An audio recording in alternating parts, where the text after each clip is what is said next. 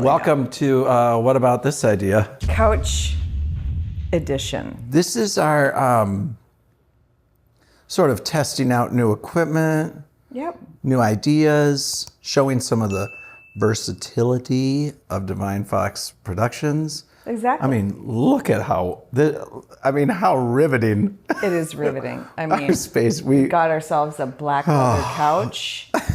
We're actually in our office. We are. We thought we'd try as if we were doing a remote podcast. A little bit like some of our internal communications Exactly. stuff. Yep.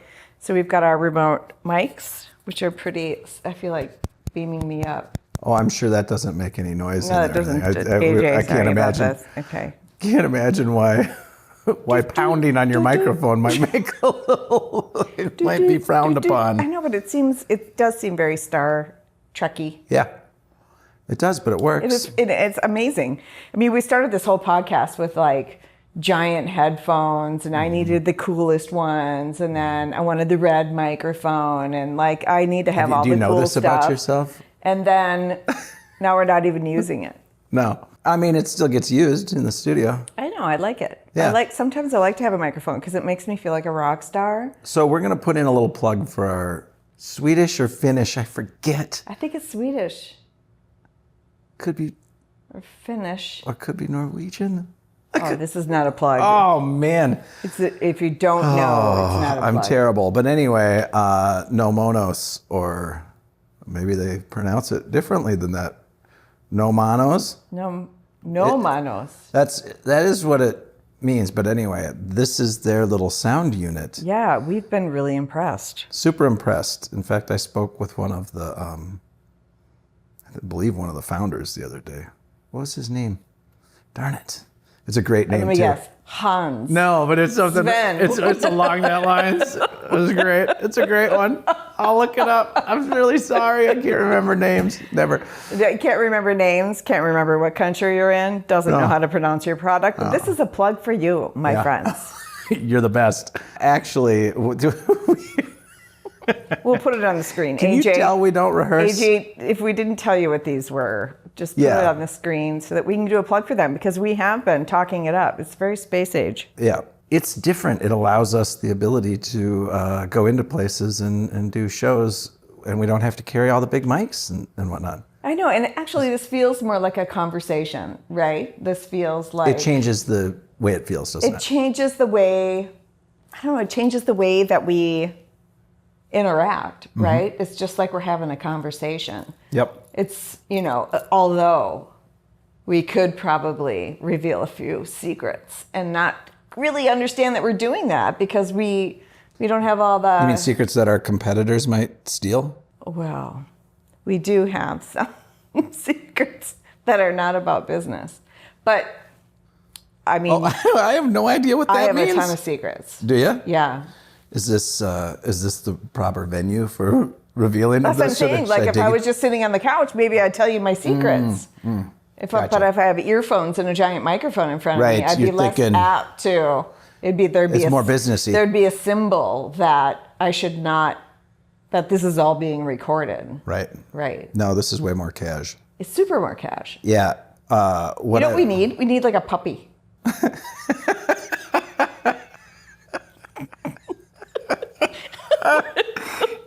Wait a minute. Will the cleaners care for the puppy? Like, let me get this straight. You mean just like a little studio puppy? A little studio that puppy. just hangs out at the studio and probably one that never grows, right? Is what you? Oh no, it can't not be a puppy. It's always got to be a puppy. It's always got to be a puppy. I think this is a great idea. I should bring my kitty down here. Bring my kitty to the studio. I mean, you could. Cats are different than dogs, though. Yeah, way different. They are different. This is another conversation I was having with Rennie today because my cat jumped up on my lap while I was conducting work this morning. Yeah. And the cat just recently, the cat, came to us. I had been opposed to a cat for a long time. Why? Because when I first got married, we had 2 cats. My wife had 2 cats. I didn't have 2 cats. And cats are great, but man, they live forever. They live a really, really long time.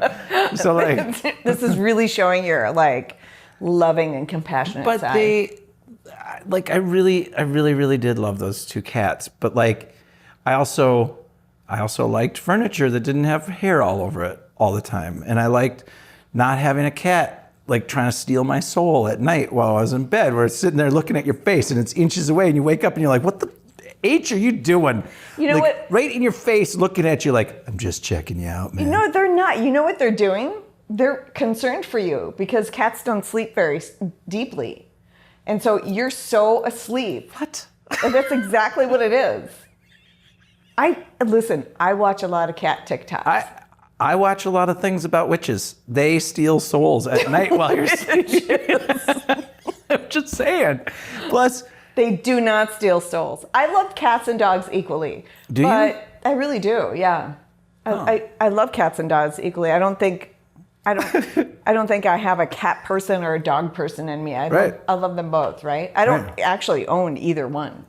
No, you just care for other people's. Yeah, I care for other people's. But I was telling Rennie, like a cat, the difference mostly fundamental difference between cats and dogs. You do something to like upset or not intentionally or purposefully or something, but like you accidentally do something to not harm, badly, but like you step on their paw. Yes, you kick the dog accidentally as you're walking, it gets in front of you, whatever. You do something and the dog looks up at you like, and the cat looks at you like, oh, I'm gonna fucking kill you later. Exactly. Like, they're just isn't very, that the very way different. It should be? I don't know, but they're very different that way. One, and Rennie was telling me a funny story. Like, when they're mad at you, they'll go do their business in the litter box, and then they purposefully come over and they're like, meow, and they touch your face and they're like, I love you, but really they're just getting back at you because this is quite a perception of cats. Well, I do love the cat though, but anyway, the reason it was funny was because the cat just got a lion's cut. Have you seen the lion's cut? Yeah. Ooh, man. Like, why? Was it all matted? So cute. Yeah, well, the cat came to us. It was just this teeny tiny little ball of fur, and it was so cute. And then it got a little bigger, and it was still super cute. But its fur was all long and it had the super long whiskers. And then one day the cat got kind of big, and I'm not saying like bad big. I'm just saying a little bit overweight. I don't like to talk about the cat that way. Why are you whispering? Because I don't want the cat to hear. I don't want the cat to feel bad about the whole thing. The kids are always like, you're fat. And I'm like, don't call the kitty fat. That's true. A cat's like a crow. Crows don't forget. Yeah. Like you see a crow in your yard, you say, hey crow, looking good today. You say nice things to a crow because the crows, they remember. Yes, just like cats steal souls. So evidently when we do the couch sessions, we just go off on a tangent. I think this is great. Can you imagine this in like a CEO's office? Yes, I can. With like, a couple of people that maybe staged slightly nicer. Because we just threw this together. Yeah, that's right. They're like proper CEOs. Yeah, and they would have we have good lighting, but not great lighting, right? Right. And they have a lifetime's worth of fancy office stuff that they've carried with them from their one fancy job to the other fancy job. Yeah. Yeah. Yeah. Mm-hmm. And what swords from different countries. Swords from different countries. Yeah, that they put up on the wall. Yep. Yeah, and pictures of their we're family. assuming, obviously, we're painting a picture of like some sort of, late middle-aged kind of male CEO. What is the female? I mean, maybe it's all the same stuff, but I'm thinking probably not so many swords. I feel like the dudes are swords. I feel like that I say this, and I am a CEO, but not in the one yes. that we're talking about. But I feel like I've always wanted to create an environment in my office that is inviting to other people. Yeah. I feel like traditionally male CEOs have wanted to create an office that's a bit intimidating. That says, I dominate people. I'm in charge here. Yeah. Right? That's why you have swords. And then they're like, this is real. And they cut their, just like cut something really fast. It's super, super extra sharp. Mm-hmm. They're like, this is 3,000 years old. You know what would be a perfect environment to do this in? What would that be? Anna Wintour's office. Who? the editor of Vogue. Oh, I'm sorry. I should have known, but I don't. Yeah. Anna Wintour? Anna Wintour. Okay. Vogue is Vogue a sponsor? So, okay, the movie The Devil Wears Prada was loosely based on her? based on Anna Wintour. She's not known, I mean, she's known for understanding fashion and knowing that business and knowing that industry, and like without doubt, she's the best. Yep. She's got her way about her that might not be as soft as some people. Right. That's a super polite, we still got Vogue. I mean, potentially. Right, exactly. Yeah. Exactly. But okay, so let's talk about this. So this is our thinking. It's like I love this. We're like pontificating in front of our fans and maybe getting their input. So we have been thinking, and we are launching an internal communications podcast service. Internal communications arm of the Devine Fox Productions company. Exactly. Yeah. Exactly. Yeah. And that is really, I keep saying that we really haven't put our finger on what our values are for this company. I thought you were going scaffolding. I wasn't going to say it, but our value is really being human oriented. Absolutely. And like for Devine Fox, we have 8 or so podcasts underneath them. One of them is This Side of the Grass by Val Amson. Yep. And Val is like the perfect example. She's kind of killing it. I mean, she really killing is. it. She's crushing it with it. But she was so reluctant. How many times did she cancel before she came in? And so it's like we gave voice to her. We didn't give it to her. We created an environment. Thank you for pulling back on that. Yeah, we created an environment in which she felt comfortable using her voice. Yep. And so when I think about internal communications, I think about us going into businesses and really stepping it up. We were talking a little bit earlier about the federal government just took away non-competes. And I thought that was a really cool move on their part. I think it's really interesting, right? Because, I mean, when do they ever do anything? Like when?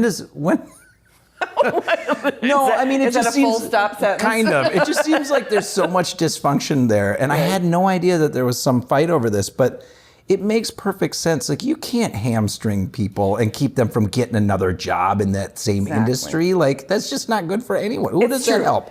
It's true, and it was always hard to litigate that anyway. Yeah, it was always that the courts would tend to go to the employee. I mean, they need to make a living. Yeah, right? like and what are you supposed to do?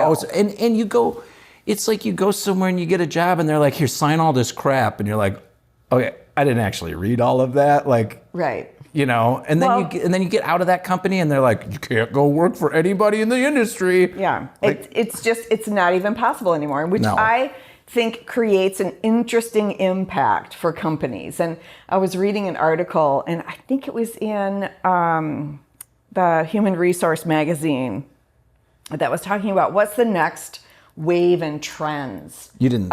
Sorry, companies. I know I interrupt all the time, but you didn't see the look I gave you. Like you were reading Human Resource. I was, because in my other business, God, I'm part of that team, right? That sounds fun. I add value to that team in my other business. Okay, so. Just saying, that's a page turner. It really is. For me, okay, so what they were saying was, I was looking for the trends, like what's the next iteration of human resources? And I know that sounds boring, but what was interesting to me was that they're going to double down on internal advancements, internal professional development, internal culture creation. And I think that really kind of inspired us, right? About this internal communications piece. Especially if you're a company that's doing a bunch of acquisitions, so you have like several cultures coming together, or you're a manufacturing company with plants all over the United States or even the world, right? Where you really don't know what's going on in those other places. And so if we're saying that Devine Fox Productions tends to be a human-centered. I completely agree with this, yes. I love that we can offer a service where we come in and really introduce each other.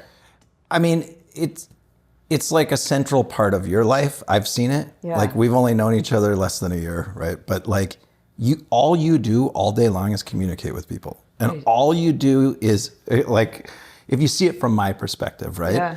Your entire business, Have It Edge, is about understanding the culture of a company. Yes. Then they've requested from you that you find someone to fill a position. Like, there's a lot of executive search outfits out there, right? But what you do is you first figure out their culture, then you find the right person who will work within their culture, not just for their technical merit or whatever, but for the cultural part of it. Yeah. And then you provide resources for them to remain in that culture and thrive in that culture rather than, flounder because they're having a hard time getting in. Yeah. Right. And so, I used to work at this. I'm just kidding. No, but it's true. It's true. The difference, the reason culture is the bigger part of it for me is because there's always going to be another business that is pretty damn similar to yours. There's always going to be another one that's pretty much like it. What differentiates one from another is almost exclusively culture at some point. You might have the same offerings, but the more you inculcate some sort of the culture you want into that company, the better, the stronger your company is. And there's so many ways to learn about that, right? So I also see this internal communications piece to be a learning tool for the company. Yeah, totally. Like how people are communicating to each other and about themselves. You might figure out things that you're missing. They're exactly. Like, whoa, Steve, I didn't know you thought that. Yeah, I didn't know you thought that, or I didn't know your kid was an Olympic star, or I didn't know that you have 3 handicapped kids at home, or that you are a foster care place. Right. I know it's hard to do when you have 5,000 employees, or you even have 300 or 400 employees. Right. But this is that human approach, and people need to be heard and listened to. And in a sense, if you're going to be if you're growing your culture in a company and you're hoping to keep people there, they want to be heard. They want to be recognized. They want to be noticed. They want to know that who they are fits that culture. I can't remember. I think it was your husband, Forrest, who told me the story of someone who had worked for the company that he works for, Bell or whatever. But well, we're not going to say their name because not until they would. Well, we'll get there. Okay. But anyway, that's right, Bell. We're coming. No, I'm pretty sure it was Forrest. Yeah, that told me the story of someone who had worked for the company for a very long time who was so emotionally passionate about the work that they had done throughout their life and that they had worked at this company and that they felt like that was a good thing. And the way it struck me was that it's hard for any of us to figure out our purpose in life most of the time or the meaning of all of this stuff. And as CEOs and as entrepreneurs, which our show is actually about entrepreneurship, generally speaking, as entrepreneurs, we're always trying to build something new. And then you wonder, you get you pull in people who you think are going to help you build this thing. And then sometimes that works and sometimes it doesn't. And you're like, what's the difference between me and you? And it's like the entrepreneur says, I'll do anything to make this work. Exactly. I am fostering, I'll feed and water this thing. I promise I will never give up on it. We planted the seed and I'm doing it. And then some people, no offense, you don't have to be an entrepreneur. It's okay. Or a business owner. But that's not their life. But then they come and work for you and they make your effort, your plant, your seed, your whatever, your tree that you're trying to grow, your entrepreneurial endeavor, they make it their life. Yeah, that's funny. Last night I was at an event. Let me just do a little plug for them. Yeah. Ready, Set, Pivot. Wendy Wiseman has this event where she helps women get to their next thing. Yeah. Or even recognize the thing they're doing is exactly what they want. But really just creating community so that we help each other. Yeah. And I was talking to Erin, and Erin works for Kristen Nordling. She owns a company called Lakeside God, I HR. feel like I know the name. Yeah, great people. I'm a big fan of Kristen and Erin too. And Erin was saying, I'm the type of person that goes into a company and just wraps myself around that mission. Like she goes, I can't be an entrepreneur. I don't want to be an entrepreneur. I don't want to be that. But what I want to be is an entrepreneur's biggest asset. Yeah, like they're huge champion. Yeah, and if I'm on the street working for that company, I want to hear that Erin's working for that company. Isn't that interesting? Yeah. It's just it's like a 180 almost from the way I think. You know, like the organizations I've worked for, and it's been very few. I've had very few jobs for other people. Like, I like them and I respect them until the moment where I feel like I'm not respected by them. And then I'm like, oh my God, what was I doing here? Like, here I am feeling all passionate about. Now I feel silly. Now I feel silly because exactly. Now I feel stupid. Why did I put so much work into this? You don't even care about me. I just feel stupid now. Yeah. I'm such an idiot, a gullible idiot. Yes, that's right. And so, you know, yes, as we delve into this internal communications thing, for me, it really is.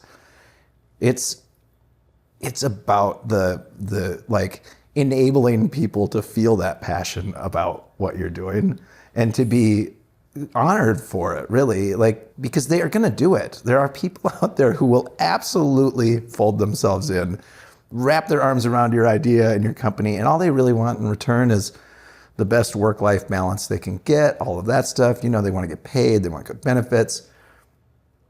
That's fair. That's like a fair payment back to them for doing that. Exactly. But then you also, in order to, like, it's such a fragile balance, you still have to honor them as people. You have to honor them Pay as is not honor. You know, like, it's not the same. There are jobs you like, no one wants them, even though they're super highly paid, because I'm not going to be respected. Exactly. Like, yeah. And if there's a huge dichotomy between the values and the mission of the company, between the way you're being treated. Yeah, then it's and like, it might be just up to one individual person, or it might be a misogynistic comment by someone, or it might be, you know, the whole thing can sour on that one little thing. The whole thing can sour on that one person. Yeah. And I'm not sure that person knows that they have that like kind how of power. deeply important that is. Yeah. Yeah. Well, and a good lesson there is, like, if you're going to be entrepreneurial, like if you're going to start something, and to be fair, most entrepreneurs I know are kind of like this. Like, they do have some real stake in all of it, and they really want people they're passionate about their work and the thing they're creating, and they want people to be good. I think you fail almost immediately if you don't do that stuff. Like, it's true. You know, I mean, how many businesses get started and fail? I think one of the key indicators is, does this person care about other people? Yes. Like, it's super ultra important. I don't know. It is super, and especially now today. Yeah. It's especially now today when we are so. I got misty. I know, I saw that. I saw that. I can't help it. I'm an emotional man. Oh my God. I really am. No, you have to care about people. Like, you can't. You really do. The few people I've met, unless you're sort of maybe a sociopath or something, like, because I have met people who are like, I am 100% in this. You can tell they don't care about anyone, and all they want to do is make money. Yeah. And they will get a little army behind them too. Yep. But that little army scares the shit out of me, because it's like, well, I don't trust any of you people. Like, you're all out for blood. You know, like the really, really good companies that I admire and that seem to last, they're built by people who are passionate and compassionate at the same time. So I agree. Well, anyway, so yeah. I don't want you to cry too much. Oh, don't worry. We'll come up with something But else. I'm really excited about that. I'm really excited to see how that's going to evolve and how companies will use that. Yeah. Because I feel like, you know, olden days we used to do blogs and newsletters, and, Doesn't cut the it. newsletter, and it would highlight someone's family and the new employee. It's all the same stuff. It's all the same stuff, but it's like... It's got to be in a different package. It's in the format that everyone's looking at now, right? Like a newsletter that comes in the email. Like, how many emails did that person get that day? And it's like, oh, okay, I'll scan that. No one under 35 is reading it. Do you really? I'll tell you that. Yeah, I mean, if you're relying... Yeah, that's true. I have overheard conversations where they're like, what was in the newsletter? And it's like, you read the fucking newsletter? It's only us old people. We're leaving voicemails on their answering machines, too. We're like, hey, 28-year-old, I'm just leaving you a message because it doesn't look like you read the newsletter yet. It doesn't work. It doesn't work. No. That's funny. Yeah, they communicate differently. They do. We'll say that. And that's okay. I think we're learning from that. Okay. It's back when we were younger, it was a knowledge base. We were doing something equally frustrating to people 40 years our senior. For sure.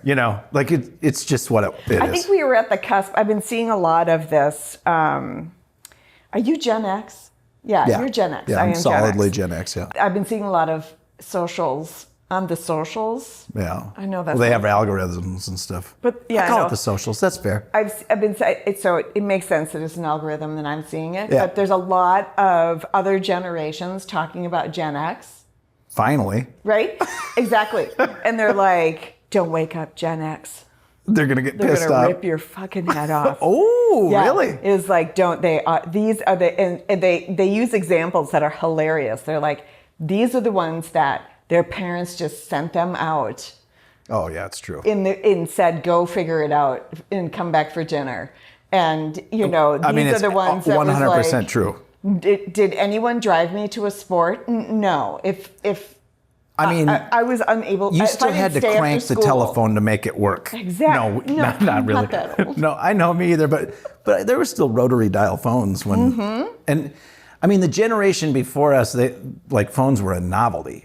For us, I'm saying anyone born in just shortly after our generation is like, oh no, you have a phone in your pocket. You just communicate. Yeah, Mom wants to know. They do that thing too. Like they'll have people from different generations. Yeah. On the other, and they'll say, how would you signal picking up a phone? And Gen Xers are like, and everyone else is like, well, I'd unwind the cord first. Yeah, old people, I didn't say it. Older people are putting their fingers up, and everyone else is putting a hand up to their, and then. Oh, I get it. Yeah, you get it? And then it was like, okay, you're in the car, roll down your window. What do you do? Oh, yeah? Yeah. It's true. It's true. I'm still frustrated by the fact that cars don't have manual controls on certain things because, like, if I ever have to drive my wife's car, I have to get in. She's much smaller than me, so I have to get in and I have to push the little button and move the seat back. But on the passenger side, you just reach under there and go kink, and the thing just flies back. I'm like, is it really that much easier and more convenient to sit and I don't think so. Well, there's more buttons for different angles, and you can you could make those same adjustments manually. Lumbar support. It was fun. I know people love it. Well, your car you're sounding old. Your car talks to you. Your car's like, welcome. It puts little arms around you. Did you need a hug today, Juliet? Don't worry, I'm here. That's basically what it does. Yeah. I am here to be your personal assistant. It says to what me, can I do for you? Would you like to set me up further? And I'm like, I do, but now I'm just got in the car and now I have to go somewhere. So every time I get in my Juliet, car, I haven't it seen says you very... the same thing. Hi, Juliet.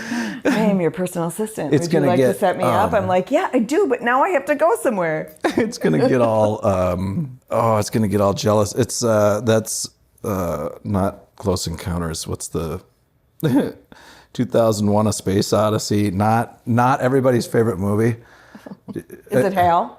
Yeah, and I watched it again not too long ago because it was the year, wasn't it? Wasn't it like 2021 was the future? Oh, maybe, yeah. Yeah. Maybe, yeah. But it was so it was so incredibly revolutionary at the time, but I made my 2 teenage boys watch it, and they're like, "Dad, that was pretty dull." I'm like, I know, but it was made in like 1970 or 72 or something. Like, it looked real in a way that no other movies did until like Star Wars and stuff in the late 70s came along, stuff like that. Anyway, and Star Wars didn't even look that real. But anyway, yes, your car is going to be like, "Juliet, why have you not been? Why haven't you set me up yet, Juliet? Where have you been lately? It's been a week since you drove me anywhere." And it'll be jealous of like CarPlay, because CarPlay comes in. Like, you can choose between the BMW personal assistant and CarPlay, and it's like I always push the CarPlay button, and I actually do feel a little bad. I don't use the car's internal systems. Of course you do. You'll be looking out the windshield, and it'll be like, "I used my little eye scanner. Were you looking at a 2025 model?" It does do that thing. Like when you put it on, when you put my car on auto, like whatever it's called, like cruise control. Yeah. Right? It has a driver's assist on it. Yeah. Right? So you really, it'll steer for you, and if you put the blinker on, it'll change lanes, and it'll avoid other things and all of that. But you have to keep your eyes on the road. Yeah, right. Otherwise, all the warnings. It's not like actually auto driving you. We know. Yes. I mean, it is, but you have to have your eyes on the road. Yep. And so I will a lot of times drive with my hand on the top of the steering wheel. Like, just you're a because gangster. I'm kind of badass. Yeah. You know how I am. Yeah. And so I'll drive like that, but that blocks the eye detection on the car.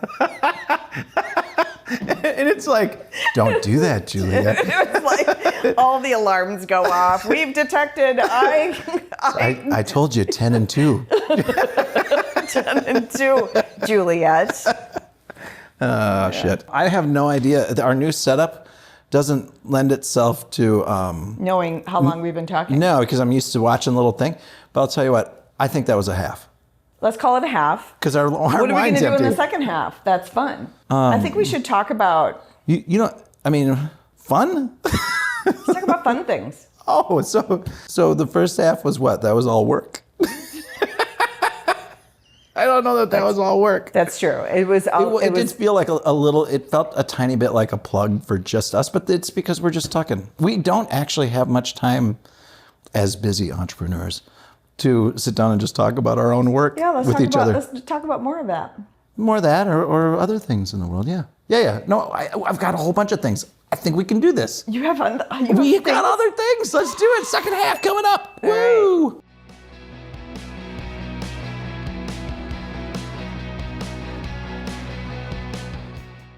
Welcome back, second half. Here we are. We didn't really move anywhere. And also, we didn't really explain why it's just you and I today. Oh, no, we probably could have started off with that. We're just taking a break, because we've done, I don't know how many episodes, 10? No. 12? Yeah, we've done 15. 15? Yeah. So it was time we come back. So if you're already a fan of the show, thank you, by the way. Very much appreciated. I hear we're getting big in the Philippines. It's true. That's what I hear. Rennie. Really? So when I mention Rennie, oh gosh, I'm gonna have to I don't mind making, a little side path and then coming back, but we got to come back to the thing. So why are we here alone? Yes, we've got 15 episodes. If you're a fan of the show, thank you for tuning in or watching or whatever you do. Tuning in. See, I am old. I found you on the old dial. No, that's not the way it works. So what do we say nowadays? That's what we say. Tuning in, don't we? The kids don't listening to our podcast. They don't even know. They're like, what does that even mean? Tuning in. Yeah, because the old radios, you tune in. No one does that. That is so anyway, funny. we understand it. Yeah. But no, so I mean the actual purpose to this kind of somewhat silly sometimes show is to give you real life lessons in entrepreneurship. That's what we're here for, and we do it. And we are 15 episodes in. I'll tell you, we started this really rapidly. We were we met Month later, we got a new office. Month after that, we got a new show. That's a little bit of a lesson in entrepreneurship itself. And we threw it out there knowing it's not perfect. When we go back 5 years from now and look at our first 10 shows. It'll be looking at our second grade picture. Yes. It'll be so cute. Our hair's all mussed up. Our little outfit has ketchup stain on it. And we're like, Hi. That's okay. It should be okay. Yeah, I mean, the thing is that I really think a lot of people, and maybe that's one of the differentiators between people who eventually become entrepreneurs and those who don't, is like they think they have to have every single duck in a row or whatever you say, like every single thing done and ready and documented. And that's a fine way to start things. But the problem you run into is, and we did talk about this. I know what you're going to say. Was it Stacy Kupski? Yeah, it's like when things go off the rails. It's really and it's alarming. going to go off the rails. Yes, but if you're like, I am a planner and I got it all written out. I've got this all figured out. Everything's figured out. Nothing could possibly go wrong. Like, oh yeah, it can. It for sure can, and it will. Exactly. I mean, so the current business that I have, my other current business, Avidage, that just recently had a little blip, and so it was a kind of a major blip, and it was at the time. It was at the time. I mean, it turned out to be thing. like, look at you now, a month or two later, everything's okay. Everything's okay. Everything's really good. Yeah. The future is bright. We've got great clients. We have it's like. At the time, though, things could have gone either way. If I was not somebody who has, can I tell the Polywog story? I don't know. If I was it's our not somebody podcast. who We say all sorts of weird shit. I'm going to talk about Polywogs now. Okay, let's do it. And you think it's a departure, like our usual departures, but this one. No, I think you've got a story. This is a good one. It was years ago. And are you going to explain? I mean, are you going to explain what a polywog is through the story? Okay. Good. Yeah. So years ago, I had another company with a partner called Future IQ Partners, which is still going on, and I'm sure they're doing great work. Future IQ Partners? Yeah. Okay. And it's an international company. I was on the road for 60% of my time. I missed my family, and I needed to step out. But I loved it, and we did some amazing things. Yep. Okay. But one of the people that I met down in Iowa, oh my gosh, I'm just so sad right now I'm not pulling up her name because she was... and still is. She's alive and well in Iowa. Okay, good. Such a visionary. I learned so much from her. But one of the things, I know she heard it from someone else and then shared it with me and was dedicated, and she hasn't done it, to writing about the polywog. And and the reason is that it's about change, right? Things are never going to stay the same, no matter what you do. In fact, if you want things to stay the same... I think I get where this is going. I like it. Yeah, I'm kind of following. If you want things to stay the same, you have to change. Because the environment around you is going to change. So if you want things to stay in that realm... I get it. I mean, I could never frame it that way in my own mind. Yeah. So things are always going to change. Like, it is the only thing that is certain. That and death and taxes and... Death and taxes and change. Yep. And those are all changes. Yep. So polywog. So the polywog story that was told to me and that I repeat many times and I use in my own life is a polywog is the interim state of a frog. Tadpole. So you start as a tadpole, you go to a polywog, and then you go to a frog. And the way it goes like this, like tadpole, you learn how to survive, right? You're new in this world. Oh man, you think you got it all down. You can swim to get your food, and you breathe water, and you got a little tail, and you're kind of fishy, but you're not quite fishy, so you're not really adept, but you kind of figure it out, right? Yep. You've survived, you're eating, and you know that you're going to become a frog. Yep. Right? And so you start to grow up a little. You start to mature. You get some legs on you. And then you start to breathe air, and you become a polywog. And guess what happens in a polywog state? Everything you knew as a tadpole no longer works. I mean, this is like puberty hits. Totally. You're like, I thought I was just a kid and everything was okay, and now weird crap is happening. Weird crap is happening. And with a polywog, it's like, major functions, like breathing water and air. It's like major things, and nothing feels right. Right. Because you're not quite a frog. Nope. And you're not a tadpole Still got that anymore. weird tail. Everything you ever decided, everything you ever did no longer works in this state of change. And you feel out of sorts. You feel like you're falling apart. Yep. You feel like nothing is right. Because things are actually falling off you every now and again. Limbs and stuff. I think they do. Or growing. I the think tail growing. falls off. I think the tail just becomes a little stub, right? Or something? But it falls off. It does. Okay. And the legs grow out where there weren't legs, and the tail falls off eventually. Exactly. And, Exactly. Weird. The whole physicality. Yeah. And everything. So you are in this state of change, and it feels like everything is wrong. And then, because you're not quite that frog yet, and then you somehow mature into this frog, right? And how do you do it? It's because you have to know you're a polywog. Most of us don't know we're in change. And most of us don't know what that change means. We don't know how to act in change. We don't know what to do when everything is falling apart, when you have to reinvest in your company, or you have to, you lose your major client, or you have COVID happens and you have to lay everybody off, or whatever it is, or a major tornado takes out your warehouse, whatever it is, or you get a divorce, or someone close to you dies, right? All these things. All these things, right? You don't feel stable. And so many times what we do in that chaos and that change is we quit. Because nothing's working anymore. And that is the worst thing to do, because you're in the midst of change in becoming the thing that you've been trying to become. Yes, I completely. And if we only understood that more, it's like, wait a second, I'm okay. I'm a polywog right now. These are more entrepreneurial lessons. I totally get it. Don't you? I do. And there's two things that came out of that. First of all, we need to make a t-shirt that says, fuck off, I'm a polywog.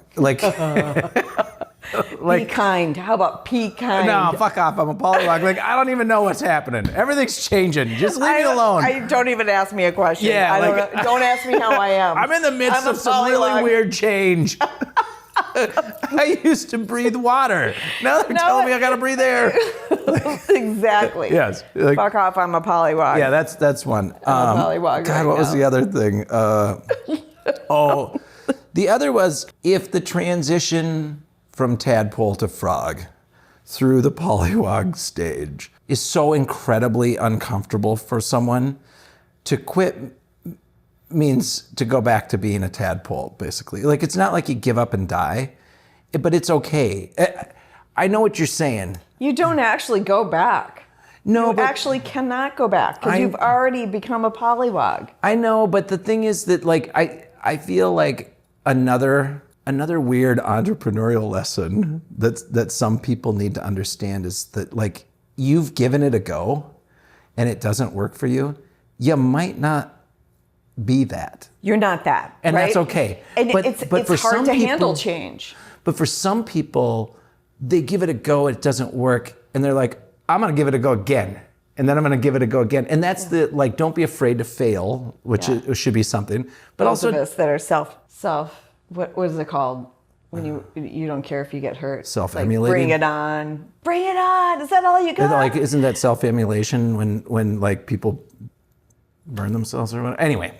I don't know, but I that's think not so. what I was could be wrong. I could be wrong. Well, they do it in protest. But I mean, it's some people are just fine with it. I'm actually fine with it, even though I know I'm a polywog and I'm in the middle of change. Right. I know that change is uncomfortable. And when I was have you been a polywog more than once in your life? In cycles, right? Yeah, we all have, right? Right. I remember. When do you ever get to be a frog? Well, you cycle to a frog and then back to a tadpole and into a polywog and then a frog. It That's depends kind on what of the you're point doing, I'm trying to make. It's a whole thing. You have to be comfortable with the whole repeating the same uncomfortable cycle. You just over have to and know over. where you are in the cycle. Okay, are you a gotcha. baby and you're just learning how to breathe underwater? Are you now growing into a polywog? Yep. And then you become a frog, and then you have a tadpole, and then you become a polywog. And so there's part of the lesson, if you're more entrepreneurial minded, go ahead. Go through the process over and over and over, and you'll see that, like, you'll get more comfortable with the fact that you're in constant change, right? Yeah. And if you're not, it's okay to say, I'm going to go wrap my arms around this other company, and I'm going to give them everything I've got. That's because right. You what learn I am something is, about I'm the yourself. water. Exactly. I'm the water, and I'm just going to help the frog in general. Exactly. And it was, I remember several phrases come to mind that reinforce it, or that have been good guidances in be patient with change. Mm-hmm. And I remember my chiropractor had a little sign on her wall that says something to the effect, if it feels like everything's falling apart, let it. Yeah. Because it needs to fall apart. I love it when people say these things because it makes so much sense. It does. And then just in the moment you're like, screw off. I can't just let it all fall. Like it's so hard to do. Yeah. Let it fall. It feels like everything's falling apart. It has to fall apart so it can come back together in the way that you want. You can't have that next thing. But let's as friends. Stop interrupting me. Oh, sorry. No, I mean, you can't have that next thing in the same mind frame before you decided to have it. Okay, but I'll go back to, are you done? I'm going to beat you up. Yeah, I know you are. I know you are. But let's as friends, let's, no specifics whatsoever, but let's say if I were to watch you go through a moment where things seem to be falling apart, is the true self, your true self, going to be able to recognize that you need to let the thing fall apart at the time, or are you going to somewhat fall apart yourself? It's almost like, in a sense, and I know what you're referring to. I'm recent event where it seemed like I was falling apart. But it's like, I knew I would have to feel that. That's what I'm getting at. And you have to feel it. It doesn't mean you're not going to feel it. I knew you weren't going to fall apart, and I knew you weren't going to fall apart. Right. But I feel like it's sort of one of these things that people with good advice, they like to give the advice, and then it sounds so fucking smart in the moment. It's like, let yourself fall apart, right? But then when you're actually doing it, you're like, I don't want to fall apart. I'm hanging on by my fingernails. Yeah, this is hard. It's all really hard, And I feel, I'm not letting go. I feel like. It reminds me of that jumping out of an airplane thing. Did I talk about that before? No. I may have. But there's this video. I was about to do my first skydive. Okay. So I started watching videos on skydiving, which turned out to be like the wrong thing to do? Kind of helpful, but mostly scary. Because the only videos that rise to the top about skydiving are the ones that when things have gone wrong. So there was a woman, an older lady who was like 70, right? Who decided she wanted to go skydiving. Totally. And everything. She was in tandem with someone, right? And they told me the same thing. The worst thing you can do is like grab at the last second, because you're freaking out about jumping out of the plane, to grab the plane. Of course. Right. Of course. Like the frame of the plane. Yeah. Open. No. And but. Speaking from experience, you kind of want to do that. I know. You're never going to be ready, and the tandem person is really kind of meant to kind of shove you a little, like bunk, you have bunk to. you right out, right?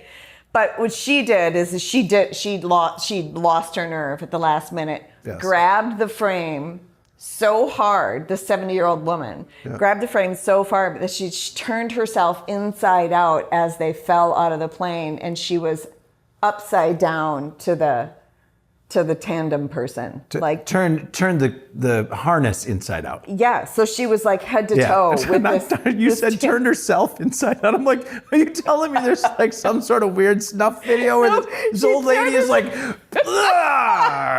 guts exploded? Oh my God. No, that did not happen. Okay, that lady's strong. But she turned herself inside out she turned the harness inside. Not herself. Herself is different than the harness. Okay, whatever. I get it. There's some clarity I needed there. If you can find an image of that, just put it. Of an old lady turned inside out skydiving. Yeah, whatever. That'd be funny. Don't do anything bad, AJ. I got you, homie.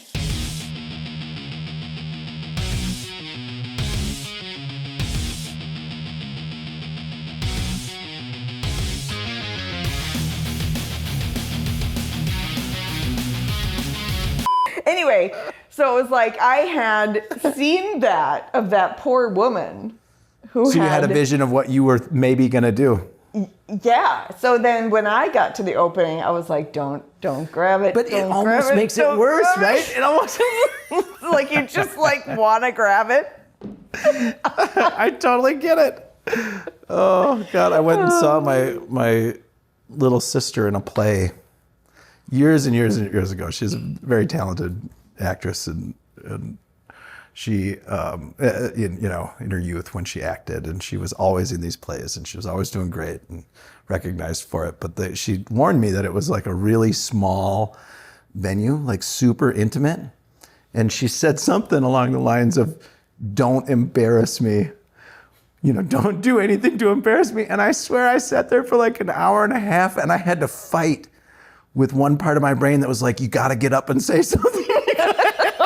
Like, if she had never said a thing, it wouldn't have been me wrestling in there. You wouldn't have thought to do that. I wouldn't have thought, No. but the whole time I was like, go give your sister a hug. Go, get up and love you, Telsha. You're doing great. You're the best. Don't be nervous. Why did she have to say that? That's right. Yeah, so you watching those videos gave you the same kind of thing. Exactly. I don't know why I brought that up, but it'll come back. I don't know. It's I don't very know. Everybody else can entrepreneurial. put the pieces together. It's very. Were you ever an actor? Did you ever do any acting? No, I'm perfectly comfortable in general, like on a stage talking to people. If oh God, that's too much information for you here because you're going to use this against me someday. Definitely. Yeah. Yeah. I know you well enough already to know you're going to do that. If there's an event and like the groomsman collapses in the corner and gets hauled off in a wedding, we're saying here, in an ambulance or something, like, oh my gosh, what are we going to do? We need someone to give a speech. I'm like, I'm in. And I'll get up there. Well, everyone. So it says to the guys, let's think about no, I can't tell jokes. I can't tell jokes, but I can be like, there's a thing about weddings and the reason we're all here. And by the end of it, everyone's like, woohoo, yeah, that was good. And then I walk off and I'm like, give me a scotch. I can do that. But then they're like, dance floor is open. I'm like, out the back door. Really? Oh yeah, I can't. Can't bust a move? I can't. I can't even clap in rhythm. That's true. Once. You can't, actually. No, That's true. I can't. And so I'm standing there and I'm watching everyone else and they're always eyeballing you with their dance eyes, like, get up here. I don't know what. And I'm like, why are you doing that? That's so weird. It makes me so uncomfortable. You get it? I don't. I'm a really good dancer. I know. And whether you are or not, you don't care. I don't care. No, you just do it, and you're doing the thing. And I'm always like, why is my body trying to do this and it doesn't work?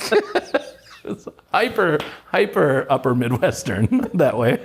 I mean, I'm especially a good 80s dancer. Yeah, I know a lot of people. I mean, my wife for years, she's like, what do we have to do about this?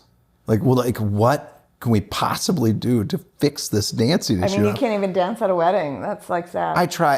You can do a slow dance, right? Oh, of course, yeah. Yeah. Yeah, So and you I just can have to, dance, and I turn in can and will circles. dance with my daughter. Like, I don't care when I'm with her. Nothing, I don't know what it is. I really don't. I think someday, I've thought about this. I think hypnotism would work for this. I think if I could be hypnotized, I could tell them, I only want one thing out of this hypnosis. Yeah. Yeah. One thing out of this hypnosis. As your business partner, can I show up and just throw a few Don't throw the other things in there. Like every time you hear Thurgood Marshall, you dance like a chicken or so cluck like a chicken. Like, no, I don't want that shit. And then you're like, watch this, Thurgood Marshall. And I'm like, cluck, cluck, cluck, cluck, cluck, cluck. No, I don't want that. That's stupid. What do you mean? Yeah, there's suggestive things that can kind of get thrown in there, right? All I want is... Don't do anything against your will. all I want... I could just see me at an event. You're like, Thurgood Marshall. And I'm like, God damn it, I'm going to cluck. can't help myself. I just have to do it. That'd be so stupid. Have you ever been hypnotized? No, and I'm not even sure I could be because I'm like pretty linear in my thinking in certain ways. Like I've seen other people get hypnotized. I've tried so many times, like with professional hypnotists. And you can't be. Can't be. I'm afraid I don't seem someone that's all ego, do I? Don't answer that. But I do feel like You do have a pretty strong ego, yeah. I have a strong will, I guess. Self-preservation in a certain way. I was voluntarily in the hypnotist therapy office. Can you meditate? For a few seconds. So I did guided meditation, and it took me a long while, like many times. But I finally one day I'm like, holy shit, I was in a different place. You know, like. No, I've done that. I really have. I've been to places that teach you meditation. I've done that. I'm not great at it, but I can pull myself back in. You know, like that's the whole point of meditation, where you like, if you wander, you just come back, right? And the more you do that, the more you work that muscle. Yeah. I get it. Yeah. But the hypnotist, I could not let myself go. I think that's the problem I would have. And if I could probably dance. Like if I could be hypnotized, I could probably dance. Like those two things sort of go hand in hand. Well, a little maybe. bit. I mean, you just might have a paradigm. If someone said you were a terrible dancer when you were like 13, and it stayed with you. I mean, I'm not alone in this. There are other people who hate to dance, but I seriously, like, I look out there, and every single one of you on the dance floor is like. We have an audio podcast. I'm like, oh my God, we got a video? Okay, well, you're going to have to go to the video to see that. Oh, they're pointing at you with those eyes, looking at you like, get out here.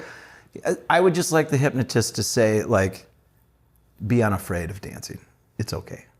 Like that's interesting. That's the one. What would I say? I me think about that. I have like now almost nothing I'm afraid of other than that. Not true. I'm sure there's a lot of other things, but not that I can point out. I think, and now I'm really being vulnerable here. I think my biggest personal flaw is I take responsibility for everything around me. Yeah, that's tough. Yeah. That's tough as a business owner, too. Yeah, right. And I mean, just that I feel like whatever it is that has happening or has happened, not the good stuff, mind you, but all the things, all the hiccups in that, I'm constantly reviewing what I could have done differently. I mean, some portion of that, the constant reviewing portion, some of that's anxiety. Yeah. Right. And the other side, I would say, of that is that that is wildly unappreciated by other people. I know that. Like no one, for the most part, people don't care that you're taking ownership of the way things went. I'm not doing it. I'm not doing it for chivalry. I'm doing it because I truly think I'm responsible for it. Yeah, I get that. It's not a chivalry thing. Well, I'm not saying it's okay, I should have been better. That's not the point. The point is that I'm doing it because I feel like you're doing it internally. I'm doing it internally, yeah. And so it that would be, if I went to a hypnotist, that would be the kind of thing I want to intervene in. And what I'm saying, because I know that what you think about, you get, right? And so the more I'm thinking I'm responsible for something, right? Yes. The more then it's a domino effect. Then I know I'm thinking this. I totally get it. I'm thinking this negative thing. I'm going to create it, and now I'm doing that wrong. I got to stop doing this. Doing that oh wrong. My God, that anxious cycle is so shitty. Yeah. And what I say when I mean that other people don't care, it's like writing 1,000 books that literally no one in the world will ever read or give a shit about. It's not that they don't. There's a big difference between taking ownership of the things that you've done wrong. Some people do actually care about that. Anyone harmed by the thing that was wrong, they care that you take ownership of it. Mm-hmm.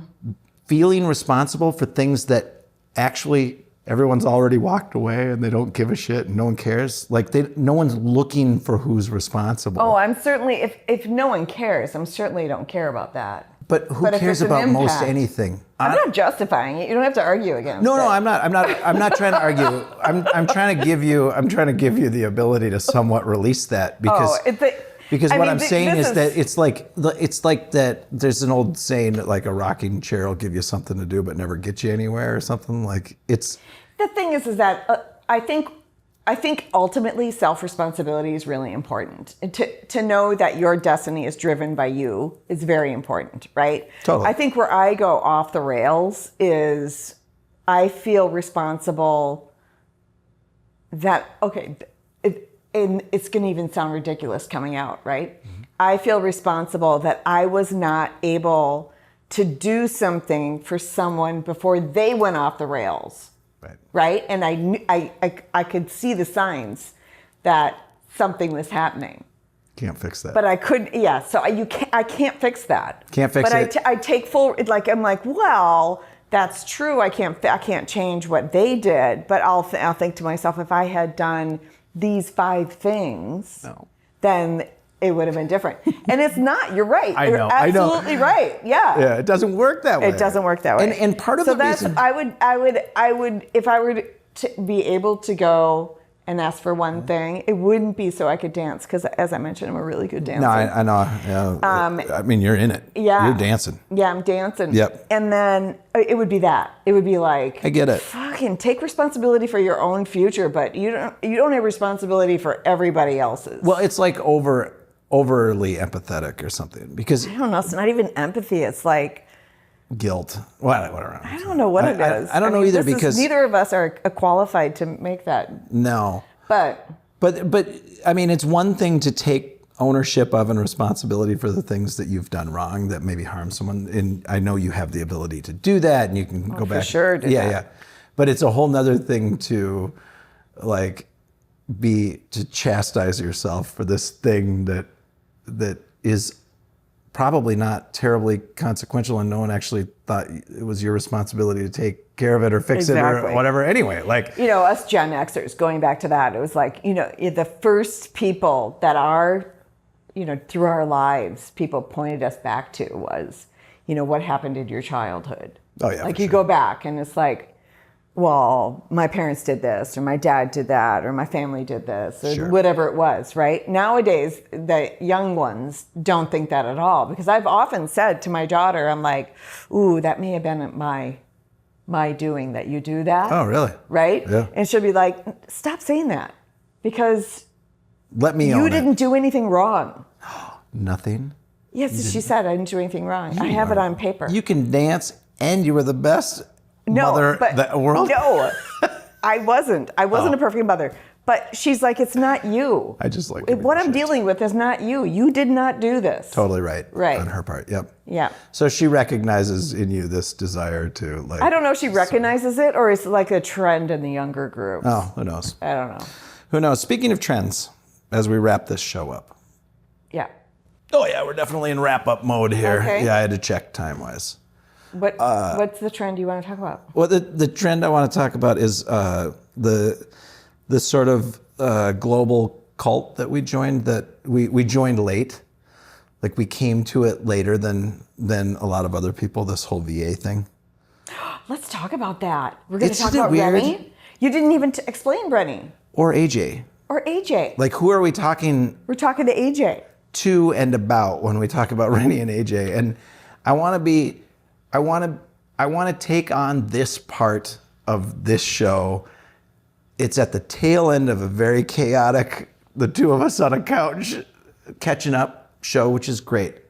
But I want to take this seriously enough that you can take what we're saying. This is not an advertisement for something. This is not a sales pitch. This is just reality. We were introduced by a good friend of yours. Yeah. Lisa Wickman. Lisa Wickman. We really like her. She's great. We were introduced to something that has been around for a long time. I've known about it. We've all heard about it. Tim Ferriss with the 4-hour. I know you said that. I'd read that book. I don't remember that part, but I know that he talked about lots of VAs. I think he did. Yeah. And I remember my brother-in-law mentioned it years ago. Like, you can use, I think it was my brother-in-law anyway, maybe not, but you can use some virtual assistant in another country to help you, to help alleviate some of the pressure on you as a business owner, to help build your business, to get work done. And there's something about it that seemed exploitative. It did seem that. To me. It did. It seemed Me too. two things. Exploitative and far too much work to get to something that I just felt was going to fail. Like, it's going to fail because I don't have the time. And then I'm going to wish I had trained this person and they're going to feel bad. And it's like another person that I can't quite meet the expectations of or something, you know? And then were they bad or was it me? So I just avoided it forever. But what we learned, and the story that we learned from Lisa, and she has been talking about her VA from the Philippines through a company called Sphere Rocket. Oh wow, I'm cool with it. Let's just mention it. I'll go into Sphere Rocket. She has been transformed. Her business has been transformed by having this VA helping her. Yeah. And thinking forward and being a part of it. But and that's true for any VA, whether it's stateside or across the world, right? Yep, it's just an incredible assistance for you to not do the things that take the time for you, so that you could be doing selling or you could be doing whatever you do in your business. It was such a hard leap. But anyway. the story was that yeah, her VA was able, on a very low hourly payment, was able to purchase a house in the Philippines. Oh, right. And it's almost unheard of that happens at that age in their 20s. Well, I mean, you've traveled the world. I lived in Azerbaijan, you know, like I've been to places where $1 American is something very different to them. So I get that. I don't fully understand how the kind of macroeconomics of the world work, like how in a country where, you know, $100 or $200 or $300 a month is a really good salary, how they can live on that, and then but there's also like a $5 coffee at the hotel we're at. Like, I don't understand how all of that I don't think they're paying $5 for coffee. No, but for sure. Rennie was telling me that like Starbucks exists in her hometown, and yeah, it's $5 a coffee if you want it, even though an hourly. Rennie. But do you pay $5 for a coffee? No, because the locals know how to avoid the places that charge the Western prices, right? So my point is, I don't want to feel like making the kind of money that Americans make is because we have to make that because our inflationary dollar value level thing is up here, and so you take that. We couldn't literally live in a encampment on $300 a month. No, I know. But you know what I mean? But that's the part of it, like how one country's dollar value or economy actually works is not really the big thing for me. When it came to this whole VA thing, like I get it. If the wage we're willing to pay, it's like the exploitative part of it was. It's not even willing. It's like able. Yeah, the exploitative part of it would have been like if we were, and this is sort of the impression I got as a business owner was like, you've got an American's going to get paid $30 an hour for this, but you can hire this out to someone else, and you only have to pay them $5 an hour for it, and are they going to be okay on that? And it's like, having talked now with both Rennie and AJ, like, well, that's a better wage than they're making if they go and work at a different place, right? There's not a lot of people who will do what we're stateside. We don't have enough people here that will do that kind of work. And as long as the transaction is fair, as long as the thing works, and you hire the right person and they're doing a good job, well, then you've got the other side of it, which is this person actually going to do the work? I also like the global. Now I like it too. It turns out we've got some really great people that work for us. Oh my God, they're amazing.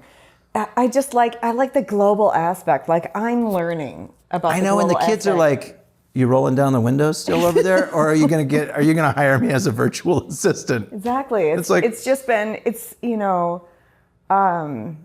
it's made me more aware, Yeah. right? And more globally minded, I guess. It's been really great. Yeah. We're so lucky.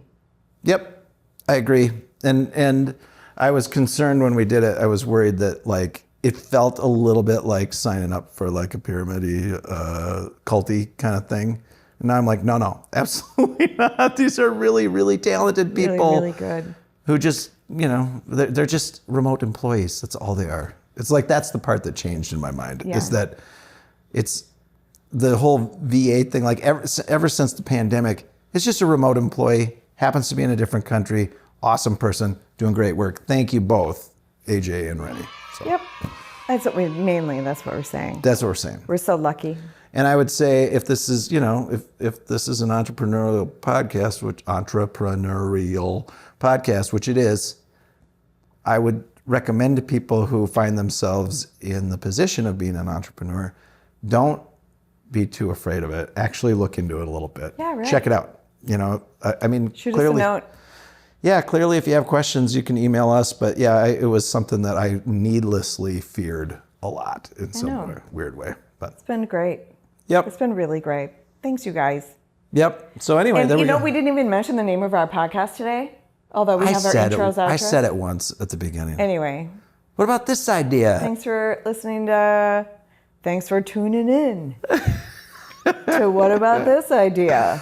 I really do love that name, though. It's a good name. It's a great name. Yeah. What about this idea? What about it? That's awesome. All right. Thanks. Thanks, everybody.